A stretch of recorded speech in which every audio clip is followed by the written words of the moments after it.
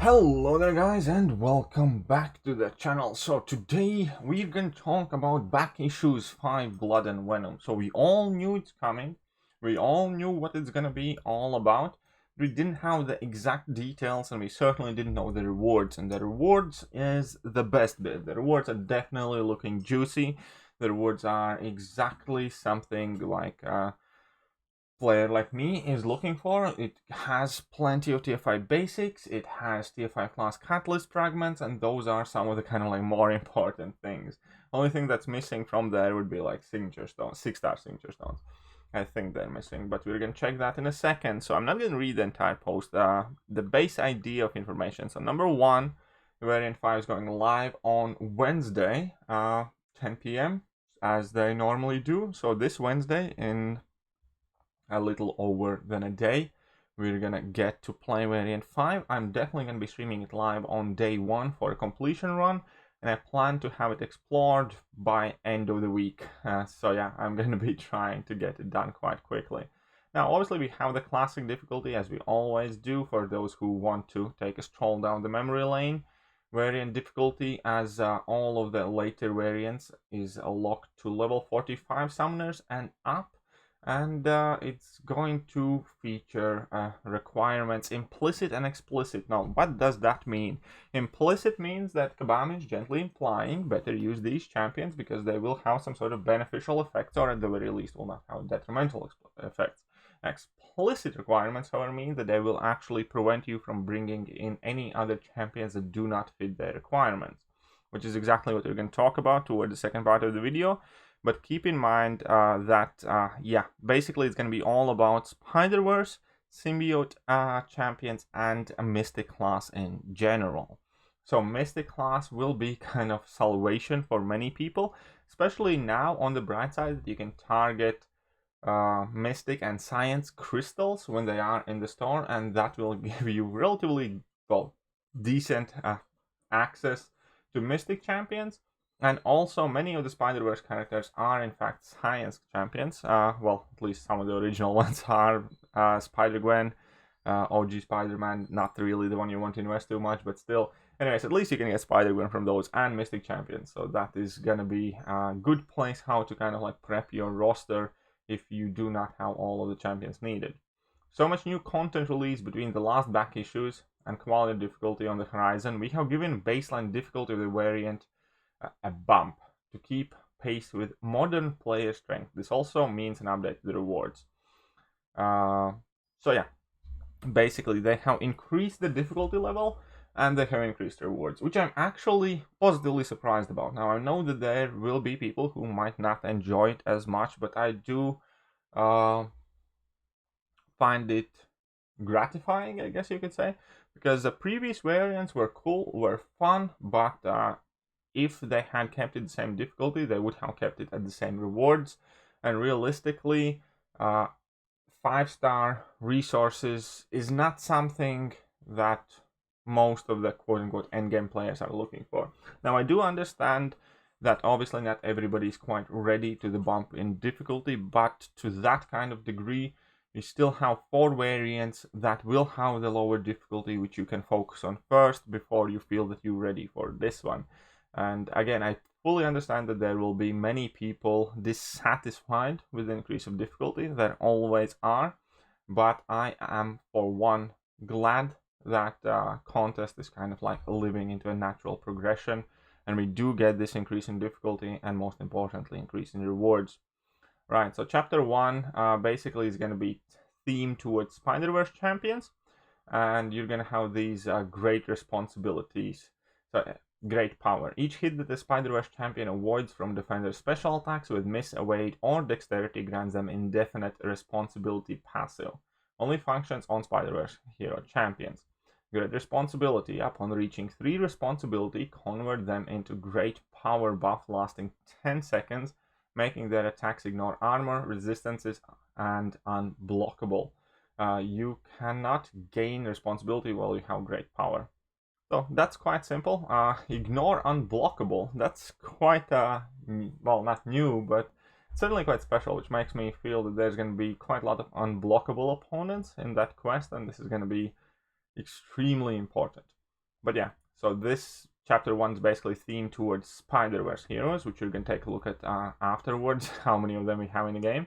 Chapter 2, Arcane Torrent. For each buff on the defender, Mystic attackers gain plus 25 ability accuracy, plus 10% attack, plus 25 bleed debuff duration, plus 25 armor break debuff duration, plus 10% power rate. So chapter 2 is all about Mystic champions, and kind of interestingly enough, not nullifying their buffs. So this seems tailor-made for Dragon Man, because Dragon Man doesn't nullify the buffs, he just gains beneficial effects and extra damage whilst opponents have buffs active. Can't say that I'm surprised, but yeah, out of vast majority of the Mystic champions, pretty much everything is themed towards nullifying buffs. And then there are very few champions that have been released recently that don't necessarily do that. For instance, Sorcerer Supreme can play without using level 1, and then she will not nullify anything and keep all of these bonuses. And then we have Sasquatch, who doesn't really nullify, only has a stagger. And obviously we have Dragon Man, and yeah, this seems to be themed towards newer Mystic champions, because all of the old kind of like tradition of Mystic champions is to nullify everything in sight. But yeah, I'm certainly quite interested which champions are going to benefit from this most. Maybe Magic, for instance. Who knows? We'll see. And Chapter 3, Mitosis. Mitosis? I hope I'm probably butchering that. But hits on defender grant symbiote attackers an indefinite mitosis buff. Max stacks 10.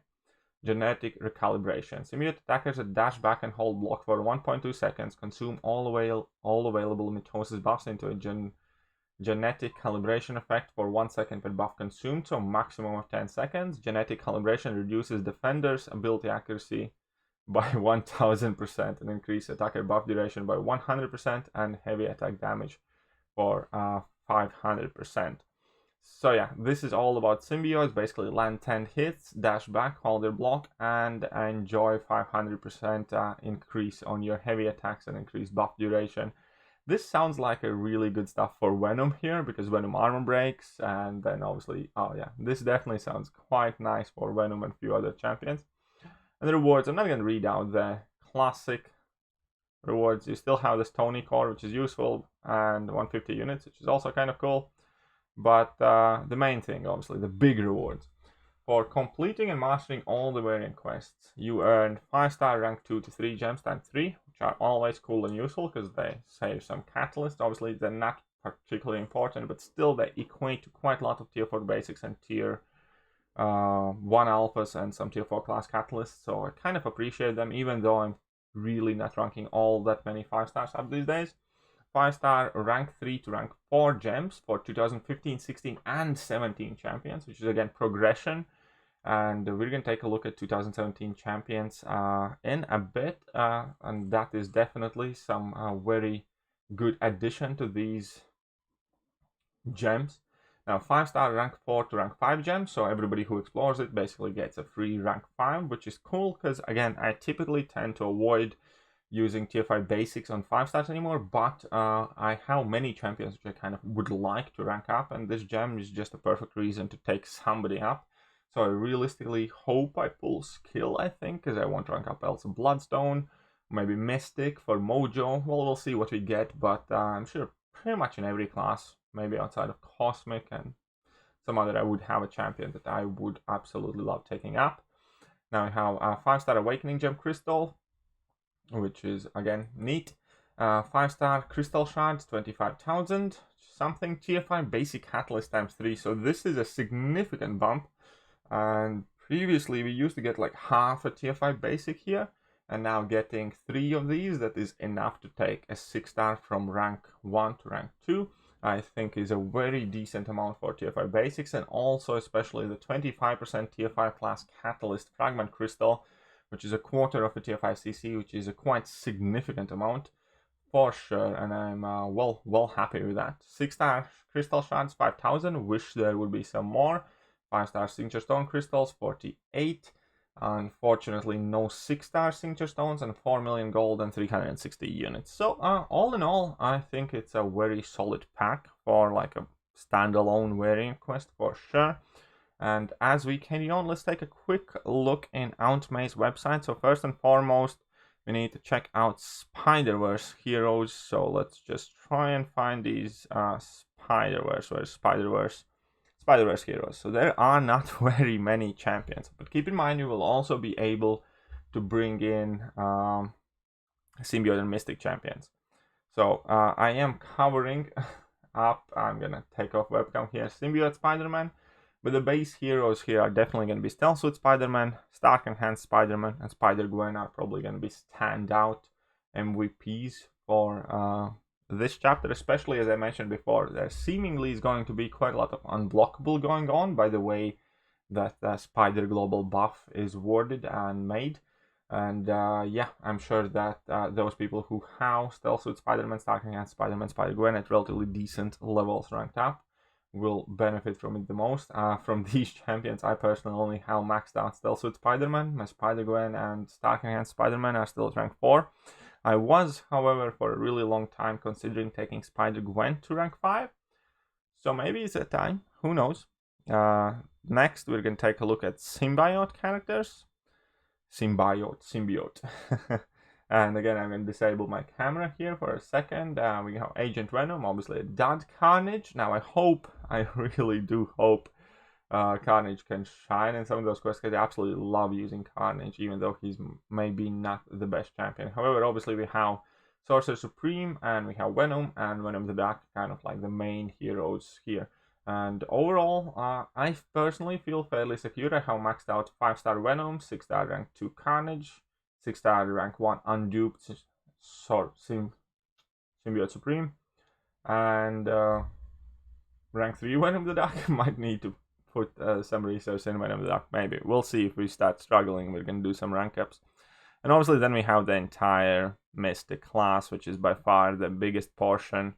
And kind of like the saving grace, where obviously Mystic class has been getting extremely stacked. We have Black Widow Clairvoyant, Dr. Doom, Dr. Voodoo, Dragon Man, Ghost Rider, Longshot, Magic, Man-Thing, Mephisto, Mojo, Morningstar, Sasquatch, Sorcerer Supreme, Symbiote Supreme, and Tigra. And so we have quite a large amount of decent champions here. Overall, though, considering that this game has close to 200 different champions, this variant is arguably one of the most restrictive ones. There really aren't that many champions you can use. So we have 29 here, and if we have one duplicate, which is fair enough, and then we have 1, 2, 3, 4, 5, 6 minus the one duplicate, so that would be 34, and Spiderverse Heroes minus the symbiote would be 35, 36, 37, 38, 39 champions. So